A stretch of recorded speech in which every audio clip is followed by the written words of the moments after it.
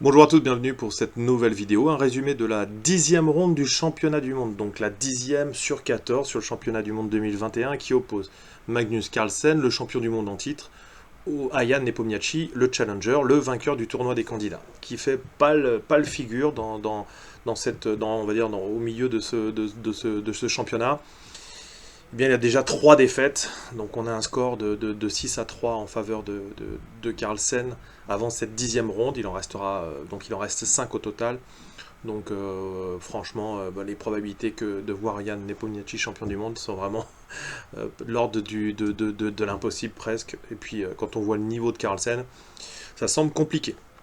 Donc on va voir déjà ici Ayaan Nepomniachtchi avec les Noirs. On va voir déjà qu'est-ce qu'il va tenter. Est-ce qu'il va essayer de stabiliser pour essayer de gagner demain avec les Blancs en prenant les risques?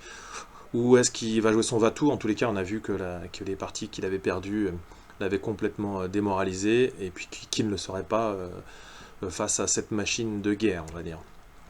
Donc ici, E4 décidé par Carlsen, qui rentre pas dans des catalanes, et puis on va voir, essayer. Alors voilà, si on veut gagner avec les Noirs, essayer plutôt de la dissymétrie, essayer plutôt du,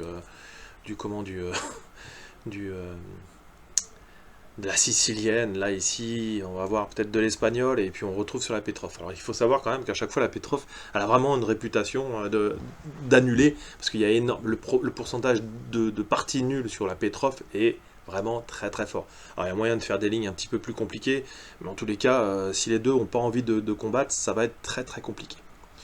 Donc on repart pas sur D4, qui avait vu la victoire de Carlsen dans la 8e, on retourne sur plutôt une des parties qui avait été jouée initialement.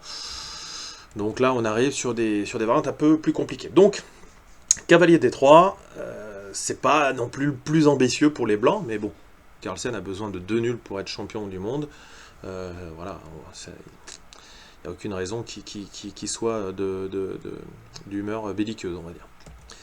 Cavalier prend E4, dame 2. Donc voilà, ça c'est souvent des variantes où il va y avoir les dames en opposition avec des échanges précoces qui amènent sur des finales. Des finales avec des structures de pions symétriques, on va dire 4 pions contre 4 à l'aile dame, 3 contre 3 à l'aile roi. Donc à leur niveau, il y a très peu de déséquilibre, donc très peu de possibilités d'essayer de chercher le gain dans cette position. Cavalier F4, alors le cavalier forcément va être obligé de venir sur F6 à un moment donné, l'échange.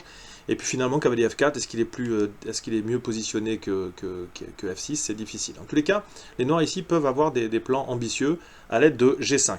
On voit que le cavalier en F4 va éventuellement pouvoir être attaqué, donc tour G8, etc. On peut avoir des plans un peu plus ambitieux en tout cas. D4, cavalier C6, et ici, donc on a le pion attaqué. Et là maintenant la question qu'on va se poser, c'est est-ce qu'on va défendre avec C3 ou fou E3?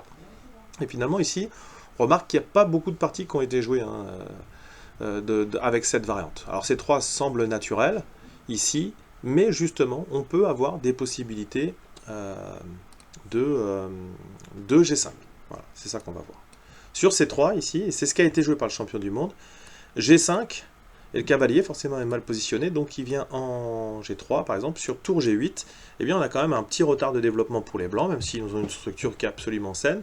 Ici, voilà, il y avait moyen de combattre, d'avoir une partie d'échecs un petit peu plus, peut-être une finale sans les dames, mais un peu plus intéressante avec G, H, voilà, ça pousse, bon voilà. C'est pas ce qui a été recherché par Yann.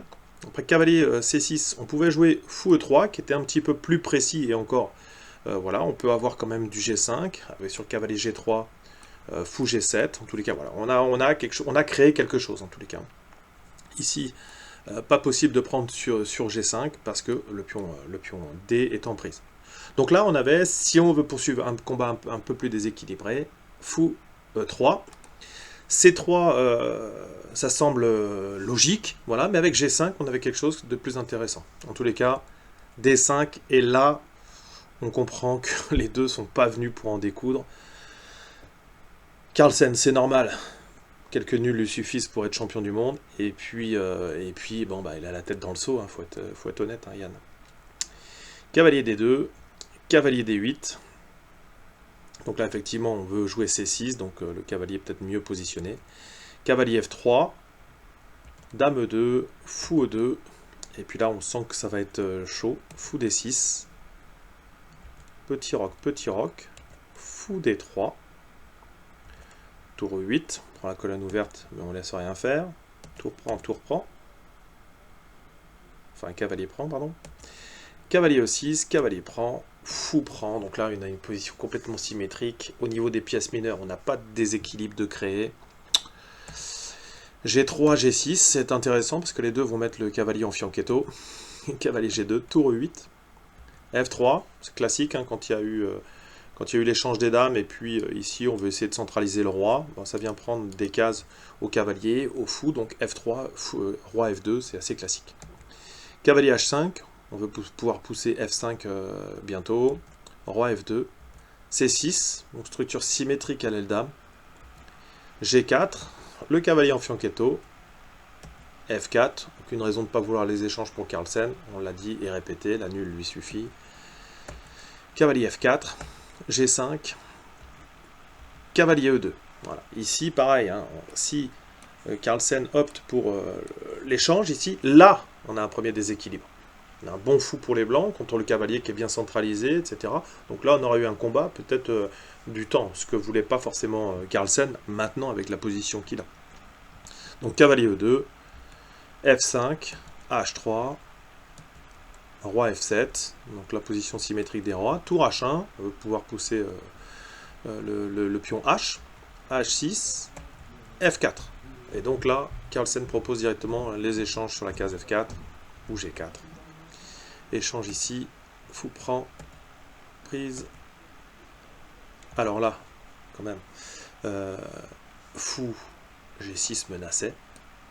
Donc là, ici, on échange. Et là, pour le coup, on peut échanger parce que ce sont les mêmes pièces. Donc on se retrouve avec deux cavaliers. Finale de cavalier, c'est ce qui se rapproche le plus de la finale de pion. Et la finale de pion étant symétrique.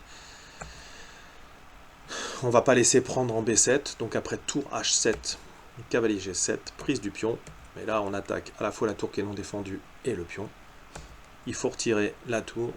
Et ici, après, les échanges. Les deux se sont cantés d'aller jusqu'au 41e coup.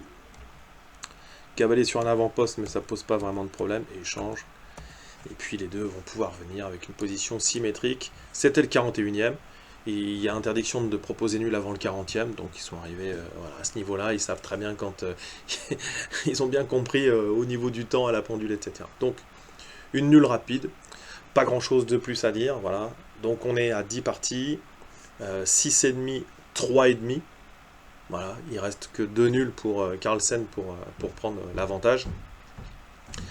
Donc nul doute que ça va être compliqué et que Carlsen a forte chance qu'il garde son titre, qui soit de nouveau champion du monde. Et puis on attendra peut-être l'arrivée d'Ali Reza. En tous les cas, on espère que Maxime va réussir à prendre une des deux dernières places qualificatives pour le championnat des candidats. Il nous reste 4 parties. Carlsen mène 6,5 à 3,5. En attendant la vidéo de demain, je vous souhaite bon courage, travaillez bien.